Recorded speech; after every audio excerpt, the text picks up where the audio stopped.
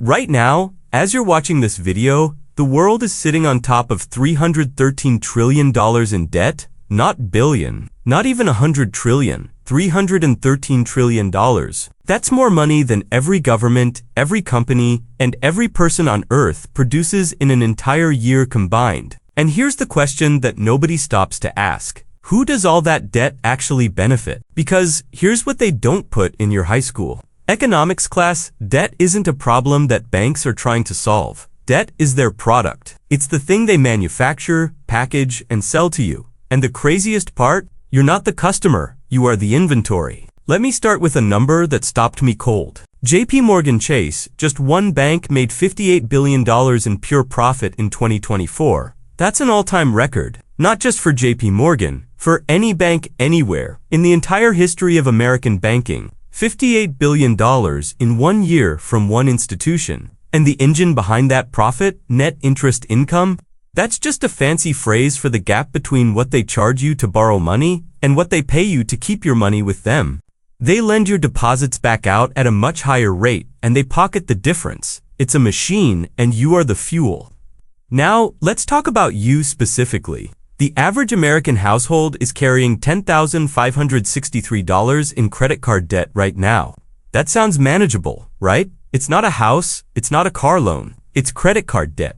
But here's where it gets ugly. The average credit card interest rate in America is sitting at over 23%. 23%. If you only make the minimum payment on that balance, which, by the way, 1 in 5 Americans says they do every single month, it will take you nearly 22 years to pay it off. And by the time you're done, you won't have paid back $10,563. You'll have paid back over $28,000. That's not a loan. That's a subscription to poverty. And the banks knew this math before they ever handed you that card. They designed the minimum payment system specifically so that the balance never really goes away. Every month you pay just enough to feel like you're making progress, while the interest silently eats your future. But this didn't happen by accident. This was engineered. Go back to the 1950s, credit cards barely existed. Consumer debt was considered shameful, banks were conservative, boring institutions. Then something shifted. Banks realized something extraordinary. If you could normalize debt, if you could make borrowing money feel as natural as buying groceries, you could turn billions of ordinary people into long-term revenue streams. So they marketed debt as freedom. Buy now, pay later. You deserve it. Don't wait. Live your life today.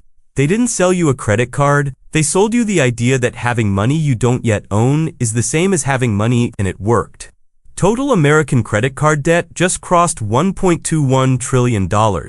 That's up over 8% in a single year. Americans added $45 billion in new credit card debt in just the last 3 months of 2024 alone. Here's the mechanism that keeps the machine running, and this is the part nobody explains clearly. When a bank gives you a credit card with a 23% interest rate, they're not taking a big risk. They've already calculated using decades of behavioral data exactly how many people will pay on time, how many will carry balances, and how many will default. They've priced all of that into the interest rate already. The people who default, their losses are covered by the interest paid by everyone else. The people who pay in full every month, they're being subsidized by the people drowning in debt. It's a system where the most financially vulnerable people pay the most, so that the financially stable can enjoy free rewards and cashback. Your cashback points are funded by someone's suffering. That's not an exaggeration. That is literally how the math works. And it doesn't stop at credit cards. Student loan debt in the United States now stands at $1.77 trillion. Young people are borrowing tens of thousands of dollars, sometimes 6 figures, for degrees that may or may not lead to jobs that pay enough to cover the payments. The federal student loan system charges interest. Private lenders charge even more. And because student loan debt is almost impossible to discharge in bankruptcy, thanks to laws that were specifically lobbied for by the lending industry, graduates are essentially locked in. There's a phrase economists use: debt bondage. Historically, it referred to forced labor to repay a debt. Today's version is cleaner, more legal, and arguably more effective. You don't need chains when the debt itself is the leash. Now zoom out, because this isn't just an American problem. The United Nations confirmed that global public debt hit a record $102 trillion in 2024, and the people paying the heaviest price are in the developing world. Right now, 3.4 billion people, nearly half of humanity, live in countries that spend more money on debt, interest payments, than on healthcare or education. Read that again. More on debt interest than on keeping people healthy. More on debt interest than on teaching children. These countries aren't poor because they're lazy or mismanaged. Many of them are trapped in a system where they borrowed during crises. The interest compounded, and now every dollar of new investment gets immediately redirected to pay back creditors, often wealthy foreign banks and institutional investors. The debt doesn't just flow upward within a country, it flows across borders. From the poorest nations in the world, straight to the balance sheets of institutions in New York, London, and Paris.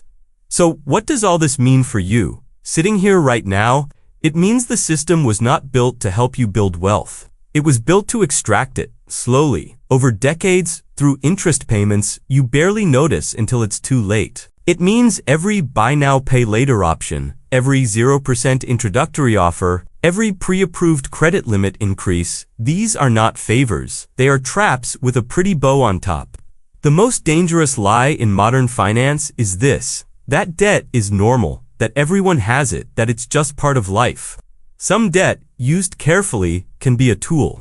A mortgage on a home that builds equity, a business loan that generates more than it costs. But the debt being sold to you on a daily basis, the revolving credit card balances, the buy now pay later apps, the payday loans, that debt is not a tool, it's a product. And you are both the buyer and the thing being bought. The banks are not evil geniuses sitting in dark rooms laughing at you. They're businesses doing exactly what businesses do, maximizing profit. The problem isn't malice. It's a system that has been built, refined, lobbied for, and legally protected over decades to ensure that money flows in one direction. And the first step to not being consumed by that system is simply to understand it. Because the moment you see debt for what it is, not a lifeline, not a reward, but a product designed to generate returns for someone else, everything changes. You stop asking, can I afford the monthly payment? And you start asking, how much is this actually costing me? That one shift in thinking is worth more than any financial advice you'll ever hear.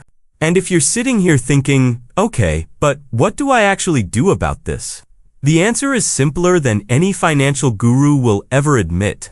Stop treating your credit card like income. It is not your money. It is borrowed ammunition that gets turned against you the moment you carry a balance. Every swipe you make without a plan is a vote for the system that profits from your confusion. Build a 1-month emergency buffer, even if it takes 12 months to get there. Because the reason most people reach for debt in the first place isn't greed, it's desperation. One unexpected medical bill, one missed paycheck, one car repair. That's all it takes to enter the machine. And once you're inside, the machine is designed to keep you there. Pay more than the minimum. Always. Even $10 extra per month changes the math dramatically. That's not motivation speak, that's arithmetic. The interest clock never stops ticking, but extra payments slow it down every single time. And here's the thing, nobody in finance wants you to realize you don't need to be rich to escape this system. You need to be informed. The wealthy don't avoid debt because they have more money. They avoid bad debt because they understand the difference between debt that builds and debt that bleeds. Most importantly, teach this to someone younger than you, a teenager, a younger sibling, a friend who just got their first credit card and genuinely believes the credit limit is free money. The banking system spends billions of dollars every single year making sure you don't fully understand how it works. The most radical thing you can do, the thing that costs nothing and changes everything, is to understand it anyway. Knowledge doesn't pay off your debt overnight, but ignorance keeps you in it forever.